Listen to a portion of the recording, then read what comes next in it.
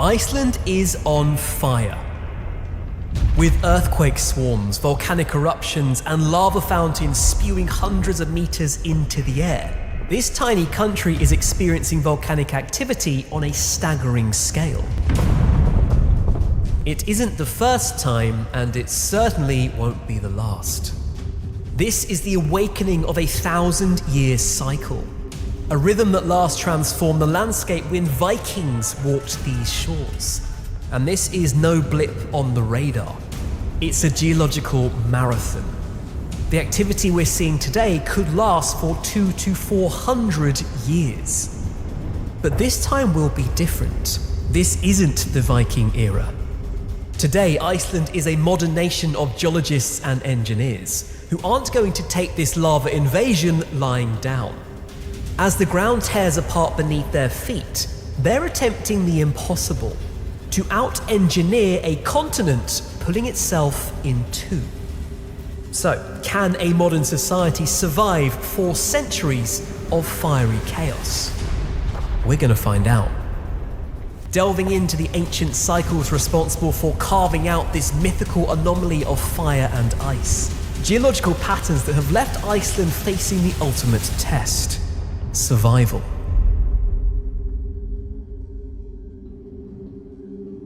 Iceland is unique. Not only is fermented shark considered a delicacy, but geologically there's nowhere quite like it. It sits astride the mid-Atlantic ridge, a divergent boundary where the North American and Eurasian plates pull apart at a rate of around 2 centimeters a year. That's roughly, by the way, the same speed your fingernails grow. As the plates separate, magma rises to fill the gaps, cools into basalt, and forms new crust. And I know what you're thinking, there's nothing particularly unusual about that. But over millions of years, this process has built the longest mountain range on Earth, running down the center of the Atlantic Ocean. Almost all 16,000 kilometers lies 2 to 3 kilometers beneath the waves. That is, until you reach Iceland. Here, land pokes its head above the surface. Why? Well, Iceland isn't just on a tectonic plate boundary. Here, the mid-Atlantic ridge intersects another geological phenomenon, a mantle hotspot. These are best known for creating island chains such as Hawaii, the Galapagos, and the Canary Islands, all of which, I might add, lie in the middle of tectonic plates, not at the edge. The hotspot under Iceland, instead, creates the geological equivalent of a pressure cooker left on high for millions of years, turning an already active boundary into something far more volatile, producing 1/3 of all the lava that's erupted onto Earth's surface in the last 500 years, which is not bad for a country smaller than England. Now, mantle hotspots are somewhat of an enigma, which is sort of a nice way of saying that scientists don't exactly know what causes them. Actually, let me know in the comments below if you'd like to see a video on that another time. But for now, what we need to know is that they are driven by columns of unusually hot, buoyant rock rising from deep within the Earth and pushing up through the mantle, and that they can last for tens of millions of years. Now, the important thing to note here is that these hotspots can raise mantle temperatures by as much as 200 degrees Celsius, and in doing so, the drop in pressure causes hot, solid rock to melt into magma. The result is an unusually thick crust, up to 40 kilometers compared to typically 7 kilometers, and enough buoyancy to lift the ridge out of the ocean. Et voila, an island, or in this case, an Iceland. This is the only inhabited mid-ocean ridge on Earth. In fact, visit Þingvellir National Park and you can literally stand in the separation zone between 2 continents. But it's what's inside that ridge that's problematic. We often talk about tectonics in the past tense, but in this case the problem is present, very present. Iceland is a mere teenager in geological terms. The oldest rocks found in the West Fjords and the Eastern Fjords are just 16 to 18 million years old, which is basically yesterday compared to continental Europe's half-billion-year-old crusts. And if you thought that was impressive, well, wait for this. When you move south, the land gets even younger still. It is only 3 to 7 million years old in places like the Reykjanes Peninsula. And remember that name, it's somewhere we're going to come back to. Now, just off the south coast is the youngest land on the planet. In the 1960s, the island of Surtsey erupted into existence from beneath the sea. The island is a pristine natural laboratory, allowing scientists a rare chance to study an island from birth, really. Because it began as sterile lava with a known birthday, if you like, and has remained free of human interference thanks to strict protections, researchers can trace exactly how life builds an ecosystem, step by step, giving us an insight into processes analogues to the spreading of life on early Earth. But Iceland's youth isn't only interesting for the sake of scientific research and this video. It's dangerous, because young land means fresh lava, and lots of it. There are around 30 volcanic systems active across the island, and over 100 volcanoes have erupted in the last 10,000 years. I say around 30 because nature doesn't draw neat boundaries. It would be very helpful if it did. Some systems here have obvious central volcanoes, others are long networks of underground fissures, and many are a combination of both, slipping in and out of activity over centuries. So depending on the geological criteria used to define active, the number sits somewhere between 28 and 33.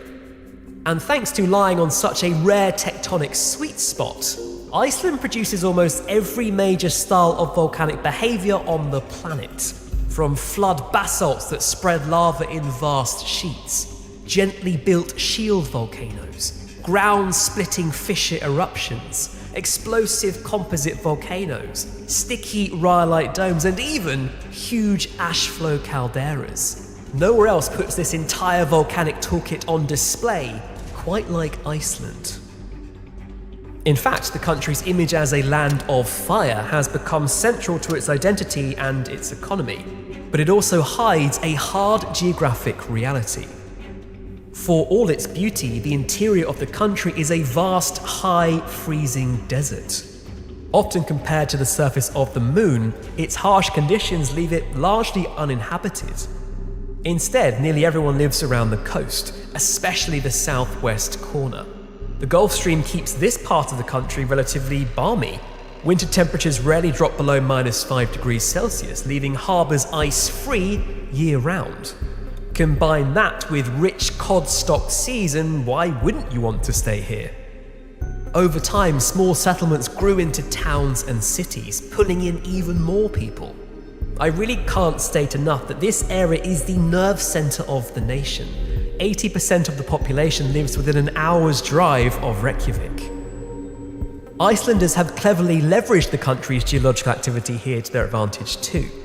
Over 85% of homes are heated by geothermal water, underpinning Iceland's position as a green energy leader. High-temperature geothermal fields where hot water and steam circulate above shallow magma bodies are tapped by boreholes.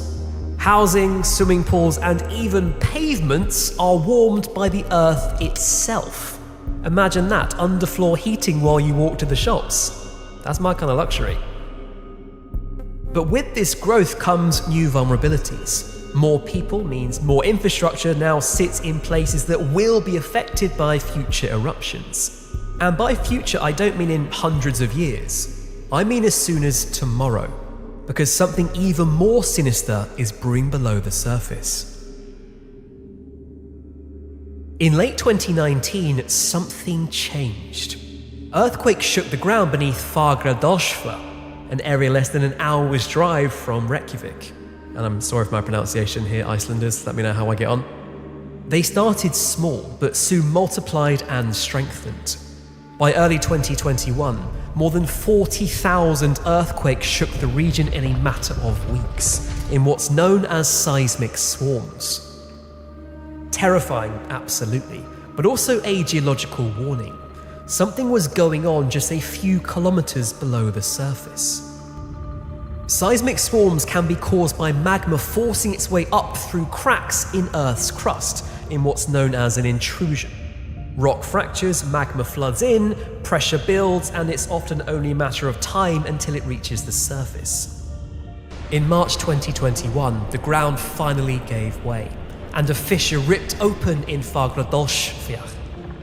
A surreal glowing curtain of lava, 180 meters long, founted into the air before flowing into a sheltered valley. It was the first eruption on the Reykjanes Peninsula in 8 centuries. I said I'd come back to this place, and it went on for nearly 6 months before suddenly stopping. But that was not a return to dormancy. That was just the start. Further eruptions followed in 2022 and again in 2023. Then the activity began to migrate, shifting a few kilometers southwest to Svartsengi, along the Sundsnuknigar crater row. It was closing in fast. On the 10th of November 2023, the decision was taken to evacuate the town of Grintavik, home to 3,700 people. The telltale seismic swarm showed that a major magma intrusion was propagating beneath the town. Days after the evacuation, fissures opened, destroying homes and damaging infrastructure. It was described as Iceland's most severe natural disaster in 51 years, and Grintavik remains largely uninhabited today. For geologists, this was the final confirmation needed that a long, quiet volcanic system had awoken. The starting pistol for a centuries-long eruptive cycle. But how do they know this is only the beginning? By bringing Viking sagas into the satellite age. This, my friends, has happened before.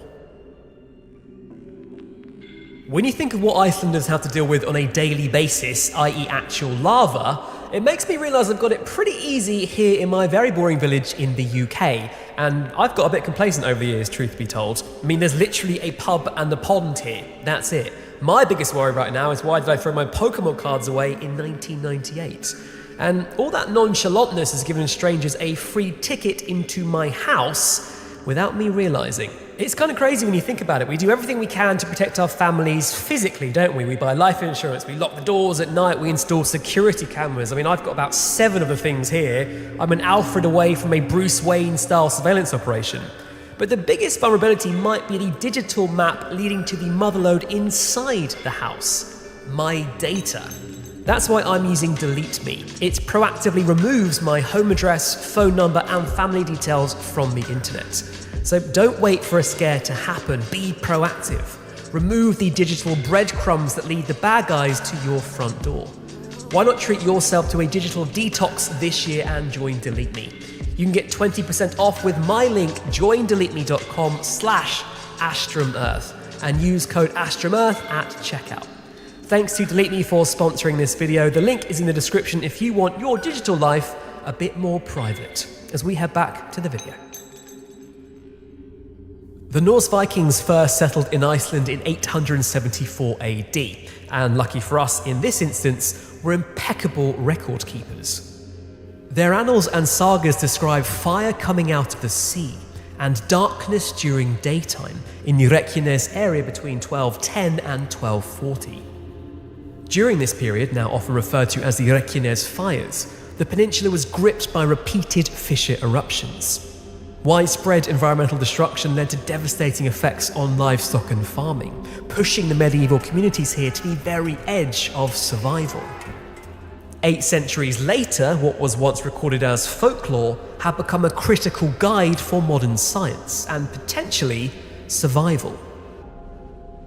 Beneath soil and lake sediment in volcanic regions are layers of volcanic ash. When analysed, these tiny shards of essentially glass carry a chemical fingerprint with a precise mix of silica, iron, magnesium, calcium, and sodium. Now, crucially, these fingerprints vary from one volcanic system to the next. When paired with radiocarbon dating of the sediments above and below the ash layers, as well as observations from old lava flows, the timing and sequence of historical eruptions can be pieced back together. In March 2020, Christian Semertson from the Icelandic Geosurvey and his colleagues published evidence of at least 3 major rifting and eruptive episodes over the last 4,000 years, each lasting a few hundred years and spaced roughly 800 to 1,000 years apart. Now, to be honest, this would have been quite good to know before Iceland set up the majority of its economy, infrastructure, and housing in this area. But even so, what on earth was causing them? The timing of all these cycles comes back to that uniquely Icelandic geological boiling pot that we talked about at the start. Yes, Iceland as a nation sits on the mid-Atlantic ridge, but the Reykjanes Peninsula in particular sits directly astride it. There is no single centralized volcano here. The plate boundary itself is the volcano. As the North American and Eurasian plates slowly pull apart, lateral strain builds within the crust. It stretches and over time fractures. This creates underground networks of fissures that are invisible to us at the surface. As magma rises from below, it intrudes into any nook and cranny it can find. At first, it stalls at depth, not erupting, but building pressure. For centuries, this process unfolds quietly, steadily, relentlessly. The apparent calm above ground is deceptive. Eventually, the combined force of plate motion and magma pressure just becomes too much, and the crust gives way. Existing fractures are forced open, new ones tear through rock, and magma surges sideways for kilometers at a time through networks of thin underground dikes, triggering these seismic swarms that signal what comes next. When those intrusions finally break the surface, long fissures open and eruptions ignite along the rift. Each eruption releases some of the accumulated stress, and the rift switches on and off over decades until centuries of tension are relieved. Then the system quietens and the cycle simply resets. And terrifyingly, the most recent seismic swarms and eruptions fit the expected cycles uncannily well. This activity is right on schedule. But when this cycle last played out, it was medieval communities who were pushed to the brink. What can modern Icelanders really do in the face of a cycle that cannot be stopped? Well, they're going head to head with the lava, obviously. Modern GPS and interferometric synthetic aperture radar, or INSAR, from satellites show that before eruptions, the land inflates as magma accumulates. In 2021, some areas rose by tens of centimeters before subsiding again. Taken together with thousands of small earthquakes, magma pathways can be mapped in real time. This allows geophysicists to estimate the volume of magma involved, as well as the depth and shape of the reservoirs. And all of this gave Iceland time to plan. Well, as much planning as you can do when it comes to huge impending lava flows. When seismic activity first returned to the Reykjanes Peninsula, Iceland's Department of Civil Protection and Emergency Management recognized its significance. To prepare for the looming period of increased volcanism, they established the Infrastructure Protection Group, which feels like it sort of needs its own Avengers-style superhero fanfare, doesn't it? The IPG does pretty much what it says on the tin. This crack team of engineers, scientists, and emergency planners work to protect people and critical infrastructure from lava. As the 2021 eruptions near Fagradalsfjall unfolded, lava eventually spilled beyond sheltered valleys and began creeping towards roads. The Department of Civil Protection made a pivotal decision. They would try and hold it back. With no recent president to draw from, this response became a real-time field experiment in lava flow engineering. And the first challenge was deceptively simple: where to put a barrier. And that's where engineers like Horn come in, and thank you so much to her, she helped us massively in researching this video. With a background in hydrology and hydrodynamics, Horn's expertise was in modelling floods and river ice, both slow and fast-moving destructive flows shaped by gravity and terrain. Yeah, those fundamental principles, it turned out, could be applied to lava. By using flood simulation software originally designed by the US Navy, she was able to quickly predict, with remarkable accuracy, where molten rock was most likely to go next. Teams rushed to build the first experimental barriers using whatever they could find in situ, literally anything, mud, gravel, soil, from past eruptions. Crews worked around the clock, and they were close enough to feel the burn from the encroaching lava. This is serious stuff. Now, the aim here was not to stop the lava outright, but to delay it, restrict it, and essentially buy time. These early tests show that this approach could actually work, but they also revealed some critical lessons. Firstly, lava type matters, and it matters a lot. RR lava is chunky and rough. When this hit a barrier, it thickened and piled up like a sort of geological porridge. So if you want to stop it, your walls need to be built like a medieval fortress. Pahoehoe lava, on the other hand, is smooth and much runnier, behaving more like honey if we're doing the breakfast metaphor thing. Interestingly, drone surveys showed that it flowed over dams, but could be redirected using angled berms. And it was this piece of information that immediately suggested that a barrier doesn't have to stop lava flow, it just needs to guide it. These initial field trials, made up as they were going along, led to the most ambitious lava defense project ever attempted. And as volcanic activity shifted further west, closer to towns, the lessons became more critical. Multi-kilometer barriers, up to 24 meters high, have now been built across the Reykjanes Peninsula. Such is the scale of them that 2 new quarries have been opened to provide enough material. The new barriers are built with compacted basalt gravel to resist heat and pressure, and they're armoured with boulders and stabilised to prevent erosion and collapse. They're carefully shaped too, based on lava modelling to steer lava away from towns, key roads, and crucially, the Svartsengi geothermal power station. Of course, there are gaps in these barriers too. Strategic openings for roads, pre-cast concrete bridges for pipelines and emergency access. But each one also comes with pre-positioned earthworks in place, so they can be sealed within hours if necessary. And trust me, it's been necessary.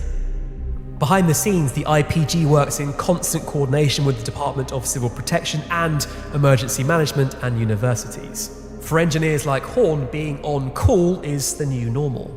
As seismic swarms propagate, she can have as little as 15 minutes warning before lava reaches the surface. In that time, she has to rush to her office, be there to receive the first data, which she uses to model the flow, and then she has to tell the team on the ground which gaps to close off.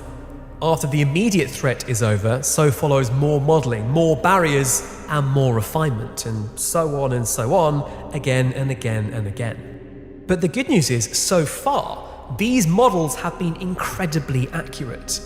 Each time Horn and her team have built new barriers or increased the height of current ones, they've very quickly been needed. But that job does come with tough decisions. They can't save everything. In late 2024, lava overran the car park of the famous Blue Lagoon Spa. This wasn't a failure of defences, but a reminder of priorities. Newly installed barriers were designed to protect the power station and the spa buildings, and the car parks, well, those were sacrificed. RIP cars. For Grintavik, however, the limits are laid bare. No barrier on Earth can protect a town from fissures that open directly beneath the streets. Beyond this system of physical defences, scientists and authorities are looking at how else they can prepare for a circa 200-year eruptive period. Plans include everything from relocating electricity masts and burying pipelines deeper within bedrock. Major road networks are being redesigned to allow for rapid rerouting, and AI is being drafted in to further improve forecasting. Civil protection agencies around the world are closely watching this all unfold. This is the first time a modern nation has tried to engineer its way through an ongoing volcanic crisis. If it works, this will become the blueprint for a new form of geological urban defense, one that fights against the slow, relentless forces of Earth itself. Iceland truly is the ultimate land of fire, and it's as captivating as it is deadly, and that really isn't likely to change anytime soon. As the latest cycle of the Reykjanes fires takes hold, Iceland will once again brace itself, and the world will watch the latest round of humans versus nature. Whatever the outcome this time around, the feeling is that at some point, something will have to give. And for the sake of the people of Iceland and beyond, all we can do is hope it's not them. Just before I leave you, I'd love your feedback on the pronunciation of some of these words, because oh wow, were these ones tricky. I committed, I tried really hard, I think it went okay. If you got this far in the video and we did a good job, leave us an Iceland flag in the comment to let us know. And if you're from Iceland, wouldn't that be amazing? I'd love to know your feedback. Thanks, and I'll see you in the next one.